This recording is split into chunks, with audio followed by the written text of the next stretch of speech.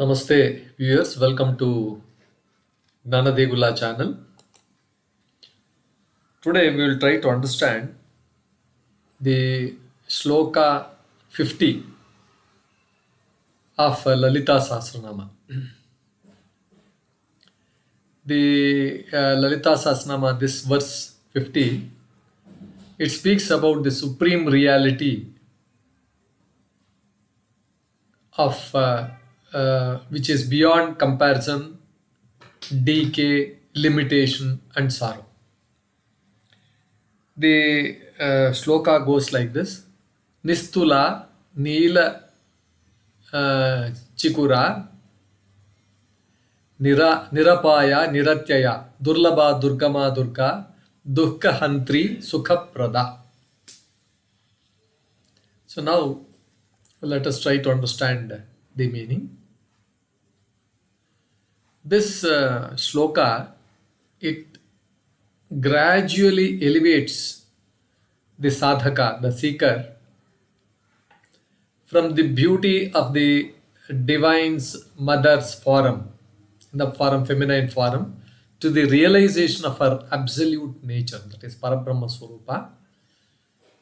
Each name, it unfolds a very deep layer of reality. From this incomparable absolute, through transcendence of decay and limitation, to the final destruction of the sorrow and bestowal of eternal peace. Now, the words used here are Nistulā. Nistulā means incomparable one. She has no equal, no superior, and no second. Comparison is possible only when two objects belong to some same category. We can compare mountains with mountains, stars with stars, human beings with human beings. We can't compare oranges and apples like that. So a bigger apple, a smaller apple, like this you can compare. But what can be compared with infinity? Infinity is not a number. Infinity is something which you cannot. It's very, very huge. So therefore, the Supreme Mother is Nistulā. The Upanishads also repeatedly declare there is nothing equal to that. That means everything is below that, like that. So since Brahman alone truly exists, comparison itself loses meaning. Now, comparison means, it belongs to the realm of multiplicity. There are multiple things. The absolute is one. Where there is only one reality, comparison becomes impossible. There is only one. That means there is no comparison. So Nistulā signifies the absolute non-dual nature of Brahman. The second nama, the second phrase here used in this sloka is Nīlacikurā. Nīlacikurā means she whose hair is dark blue. See, at the superficial level, this describes her beauty, beautiful blue, black, this flowing hair. But the inner meaning is extraordinarily profound. Throughout Hindu philosophy, this deep blue, this blue color, it represents not finite, infinite. This boundless space, this cosmic depth, and this ungraspable, undescribable, indescribable, unperceivable, infinite. Just as the sky appears blue because of its immeasurable depth, her blue locks, hair, it symbolizes the infinite expanse of consciousness from which the universe emerges. Now, in the Sri Vidya tradition, the interpretation is her hair represents the mysterious power.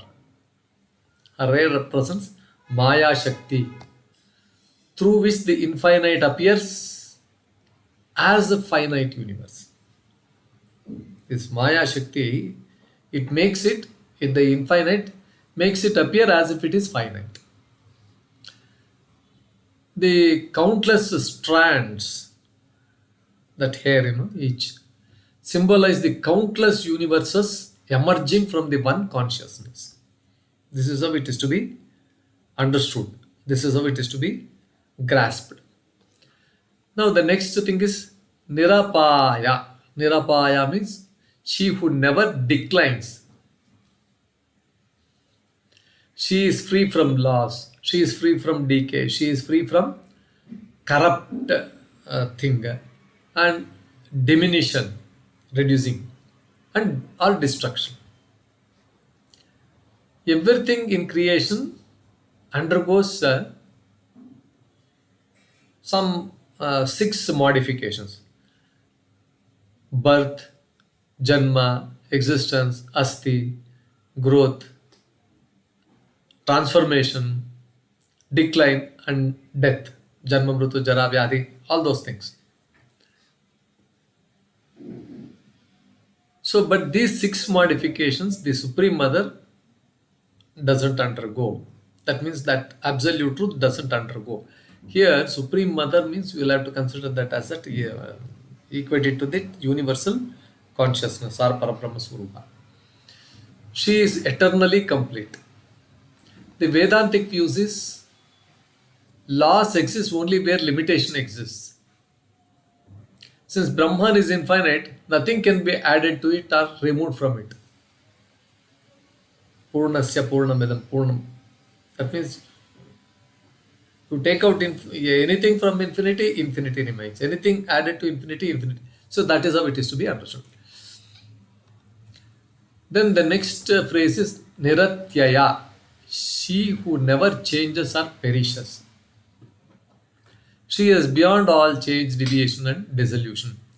Time changes everything. Mountains erode, galaxies collide, civilizations disappear, a lot of things happen. But pure consciousness remains exactly the same.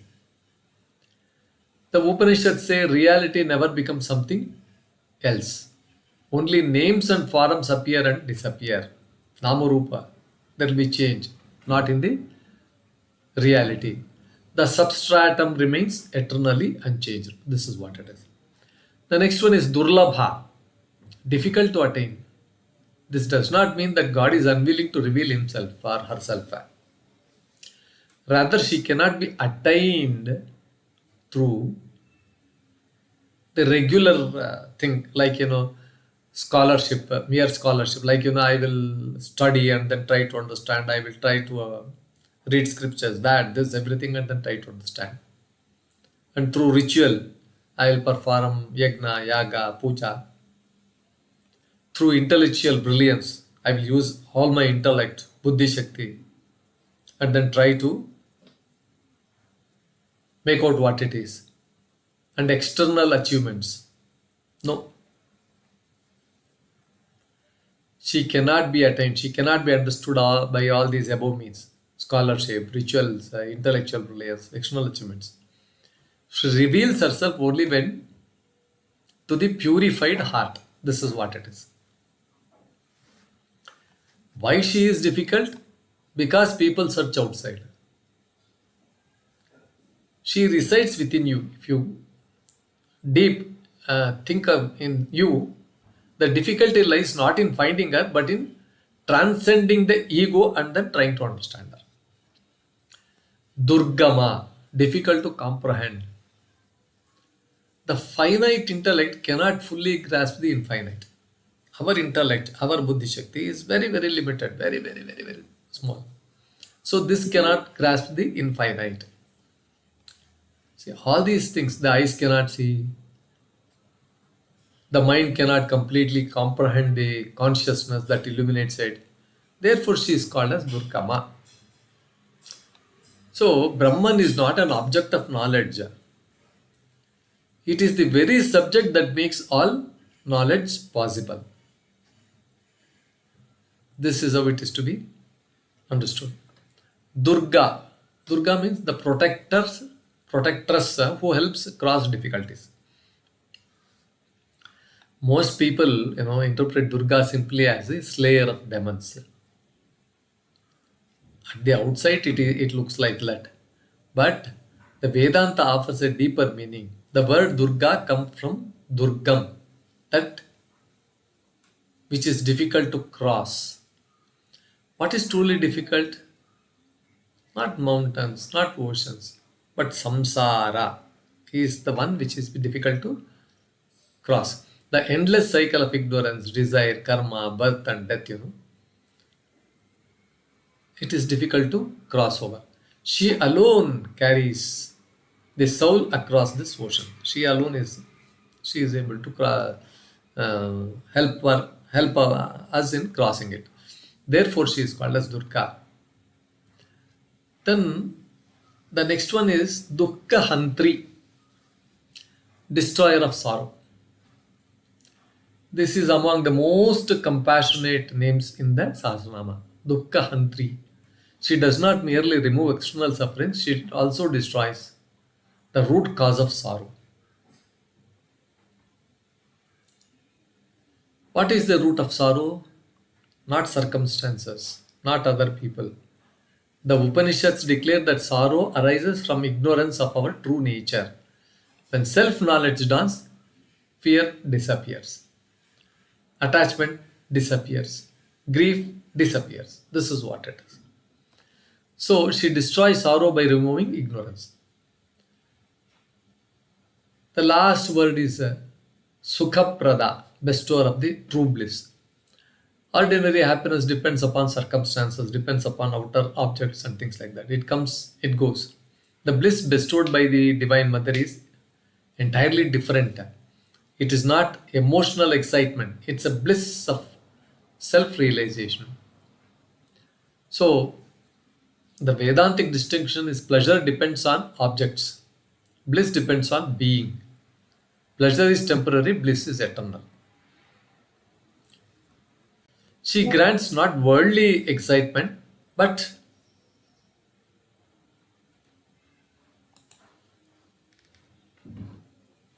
Ananda, the natural state of the self. Ananda is a natural, Satchit Ananda, Swarupa. So, there is a progression of the things, Nistulā, the absolute beyond comparison. Nīlacikurā, the infinite appearing as cosmic manifestation. Nirapāyā, beyond decay. Niratyayā, beyond change. Durlabhā, difficult for the ego to realize. Durgamā, beyond intellectual comprehension. Durgā, the divine guide across samsara. Duḥkhahantrī, destroyer of the ignorance, bar sorrow. Sukhapradā, giver of eternal bliss. So this Nistulā, Nīlacikurā, Nirapāyā, Niratyayā, Durlabhā, Durgamā, Durgā, Duḥkhahantrī, Sukhapradā. It's a progressive state of thing. It's not a list of divine attributes. It's a roadmap. It's an entire map of spiritual evolution. All this, Nistulā, Nīlacikurā, Nirapāyā, Niratyayā, Durlabhā, they are roadmaps of spiritual evolution. This particular shloka, it's the highest philosophical insight in Advaita Vedanta. The Divine Mother is not merely a celestial deity residing somewhere in the heavens. She is the infinite reality beyond comparison. The changeless substratum behind all change. The consciousness behind every experience. The wisdom that destroys ignorance. The grace that liberates. The bliss that is one's own true nature. So this is how it is to be understood.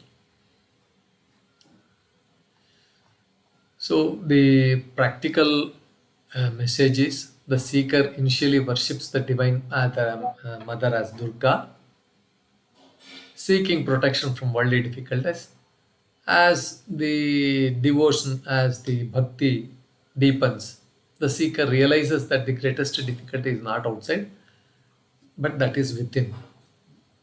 Ignorance, attachment, ego, fear, false identification with the body. These are the real obstacles. When the mother removes these inner parada, inner veils, what remains is pure consciousness, infinite, changeless, eternal bliss. Yes, with this detailed explanation on this shloka, we conclude this episode. I hope this was quite interesting. Please like, share, and subscribe to my channel. Please post your comments after having gone through the video talk completely. Thank you.